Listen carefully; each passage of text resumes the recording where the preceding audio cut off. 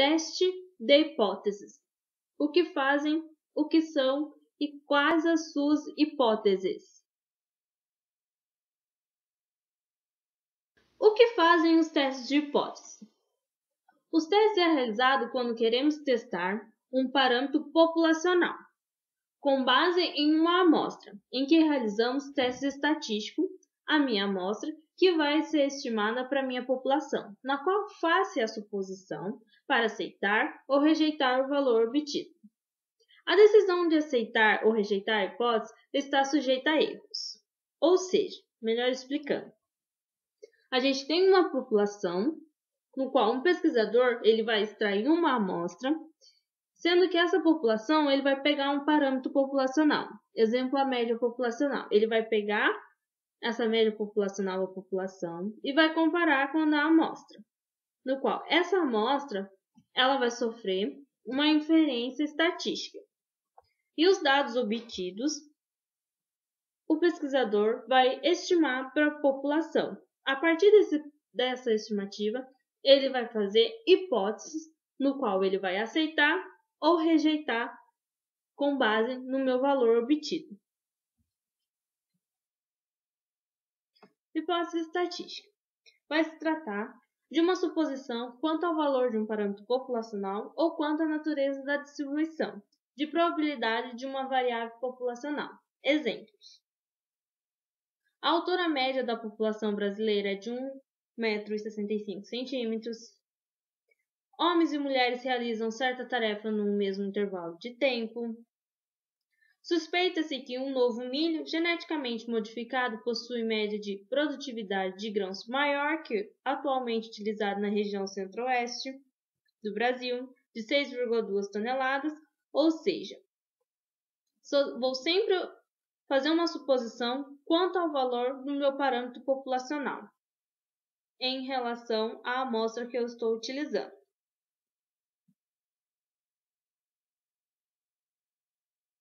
O que são os testes de hipótese?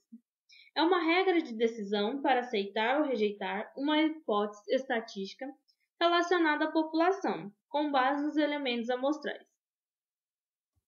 Sendo que, no teste de hipótese, eu vou ter duas hipóteses, a nula e a alternativa, em que ambas vão se complementar uma da outra.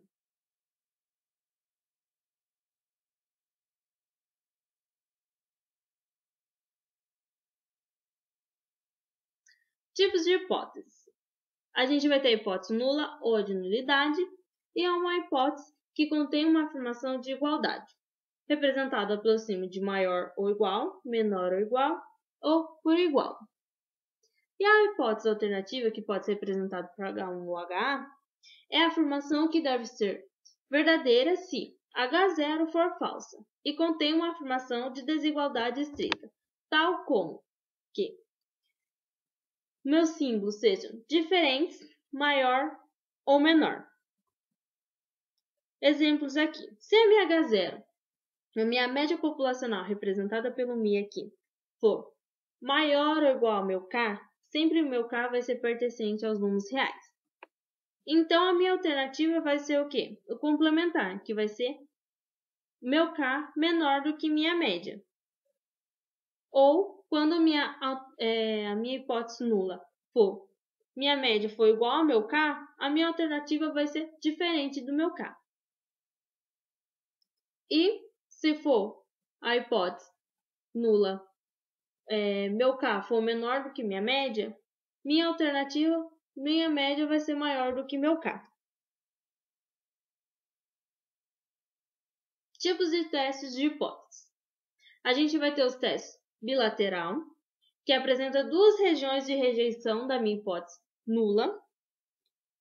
Essas vão ser situadas nos extremos, já que eu vou olhar a partir da minha hipótese alternativa para mim saber se eu vou fazer um teste bilateral ou um teste unilateral, que vai ser explicado mais para frente. O teste bilateral é quando a minha alternativa vai ser diferente da minha alternativa, da minha hipótese nula, em que a região rachurada vai ser a região da rejeição da minha hipótese nula, no qual eu não quero minha hipótese nula. E a parte em branco vai ser a região de não rejeição, ou seja, eu vou aceitar a minha hipótese nula, vou assumir que ela é verdadeira. E na região marcada de preto seria que eu não estou aceitando a minha hipótese nula, e sim a minha hipótese H1. Tipos de hipótese. Vai ser o teste de hipótese unilateral à direita. Ela vai apresentar uma única região de rejeição da hipótese nula, que vai ser situada no extremo superior da distribuição normal, representada aqui pela minha distribuição, em que, quando a minha alternativa ela apresentar um valor maior do que meu K, ou seja, meu parâmetro maior do que meu K, eu vou estar analisando o extremo superior da minha distribuição, em que a minha parte pretinha vai ser a região que eu vou rejeitar a minha hipótese nula. E o restante, que está em branco, vai ser a região quando eu aceito a hipótese nula como verdadeira. Outro tipo de teste é o teste unilateral à esquerda, que também vai apresentar apenas uma única região de rejeição da hipótese nula, que vai ser situada no extremo inferior da distribuição amostral. Sempre a gente vai ter que seguir a hipótese alternativa, no qual, se minha hipótese alternativa, o meu parâmetro, for menor do que meu K, então vai representar pela teste unilateral à esquerda, em que o restante, em branco, se meus dados, através dos meus dados estatísticos, eu obter um resultado em que eles vai ficar na parte branca, ou seja, eu vou assumir que a minha hipótese seja verdadeira, que a minha hipótese nula seja verdadeira.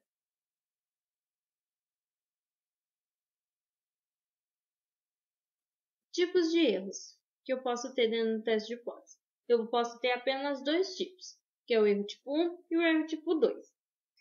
Mas, sempre eu vou começar o meu teste assumindo que minha hipótese nula é verdadeira. Após que eu realizar o meu teste, eu vou ter uma decisão em que eu vou rejeitar a minha hipótese nula ou eu não vou rejeitar essa hipótese. Sendo que, devido a gente estar trabalhando com uma amostra, ao invés da população inteira, sempre vamos ter a possibilidade de tomar uma decisão errada, em que vai existir dois tipos de erros, o tipo de erro 1 e o tipo de erro 2. O tipo de erro 1 vai ser quando eu rejeito a minha hipótese nula, sendo que ela é verdadeira. No meu erro de tipo 2, vai ser quando eu aceito a minha hipótese nula, só que ela é falsa. Esse erro tipo 2 vai ser representado por beta. E o meu erro tipo 1 por alfa, que é o mais usado, que o meu alfa é o meu nível de significância, que é definido sendo a probabilidade máxima permitida para cometer um tipo de erro. Um tipo de erro, que no caso seria o erro do tipo 1. Se eu tomar a decisão de aceitar a minha hipótese nula, mas sendo que ela é verdadeira, eu tomei a decisão correta.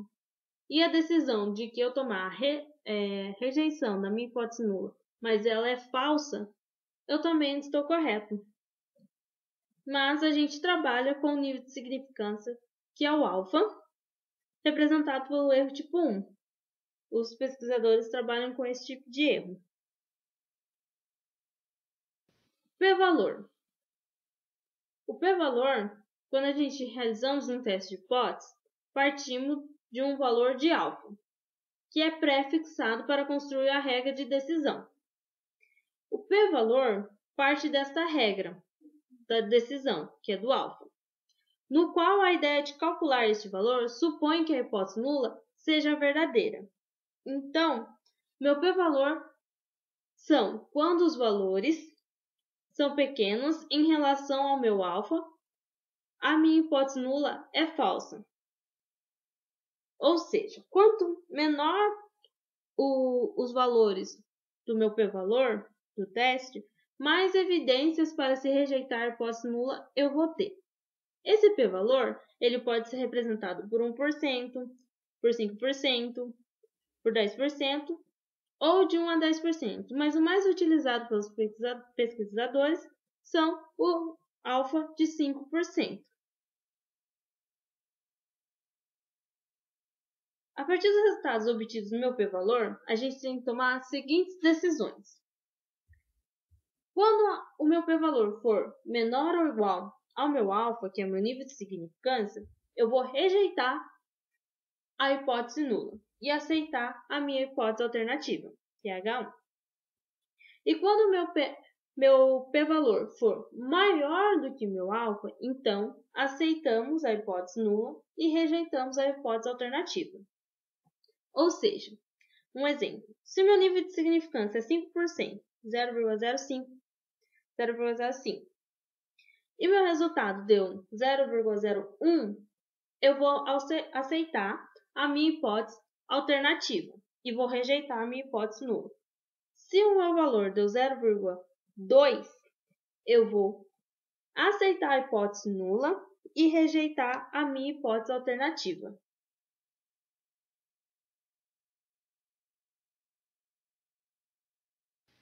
Para a realização do teste de hipótese, então a gente tem que ter os seguintes passo a passo. Primeiro, formular a hipótese. Quem vai ser a minha hipótese nula e quem vai ser a minha hipótese alternativa. Fixar o valor de alfa, que é meu nível de significância. Qual vai ser o erro no meu tipo 1? Qual vai ser o valor do meu erro tipo 1? 5%, 10%, 1%? Depois, construir a regra de decisão, que é a região de rejeição da hipótese nula e a região de não rejeição daquela distribuição, em que a região de rejeição da hipótese nula vai ser representada pelo teste bilateral, que são pelo ambos os extremos da distribuição amostral, ou unilateral, pela esquerda ou pela direita. Isso vai depender em função da minha hipótese alternativa. E a região de não rejeição é a parte em branco em que eu vou aceitar a hipótese nula como verdadeira, se caso a partir dos meus testes obter este valor. Depois eu vou calcular a estatística adequada para o teste. Vou tomar a minha decisão e vou concluir e interpretar os resultados obtidos. Em que, se o valor observado pertencer à minha região de rejeição, eu vou aceitar a hipótese alternativa e vou rejeitar a minha hipótese nula. E se meu valor observado não pertencer à região de rejeição da hipótese nula, eu vou aceitar o meu H0 e rejeitar a minha hipótese 1.